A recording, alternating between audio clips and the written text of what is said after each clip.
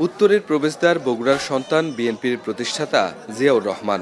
দলটির প্রতিষ্ঠার পর দেশ গঠনে ভূমিকা সহ নানা উন্নয়নমূলক কাজের জন্য বিএনপির ঘাঁটিতে পরিণত হয় রাজশাহী, বগুড়া সহ উত্তরের অধিকাংশ অঞ্চল। কিন্তু সর্বশেষ ২০০৬ সালের পর রাজনৈতিক নানা সিদ্ধান্তে বিএনপি ছিল কোণঠাসা। তবে গত ১৭ বছরের আওয়ামী সরকারের আমলে নানা নির্যাতন নিপীড়নের পরও মাঠে থেকেছে দলটি। সবশেষ জুলাই গণঅভ্যুত্থানের পর রাজনৈতিক নানা কর্মসূচিতে একরকম স্বাধীন হয় দলটি। তবে এরপরও রাজশাহী বিভাগের বিএনপির রাজনীতিতে নানা সংকট থাকলেও গত বছর ২৫ ডিসেম্বর তারেক রহমানের স্বদেশ প্রত্যাবর্তনের পর রাজশাহীর নেতৃত্বেও গতি আসে, যার চূড়ান্ত ফল মেলে ১২ ফেব্রুয়ারির ভোটে। বিএনপি নেতারা রাজশাহী জেলার ৬টি আসনে বিজয়ের কথা বললেও তাদের হারাতে হয়েছে ২টি আসন। ফলে রাজশাহী ১ আসনে বিএনপির সাবেক ডাক ও টেলিযোগাযোগ মন্ত্রী ব্যারিস্টার আমিনুল হকের ভাই নির্বাচন করলেও তাকে হারতে হয়েছে ১৮০০-র বেশি ভোটে। আর জনপ্রিয় প্রার্থী থাকার পরও রাজশাহী ৪ আসনে প্রায় ৬,০০০ ভোটে জামায়াতের কাছে পরাজিত হয়েছে বিএনপি।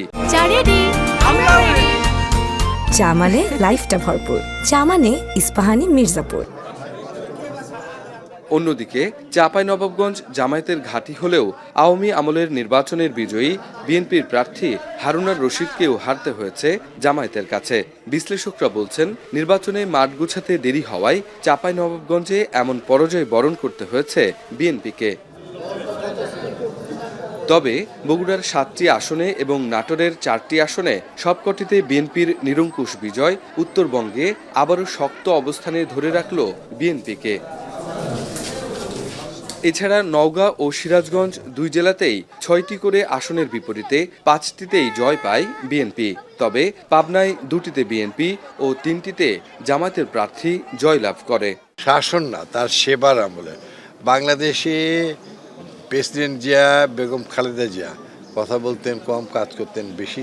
তারা জনগণকে শাসন করে নাই, তারা জনগণকে শোষণ করে নাই, তারা জনগণের সেবা করেছে, দেশের উন্নয়ন করেছে, মানুষের ভাগ্যের পরিবর্তন করেছে।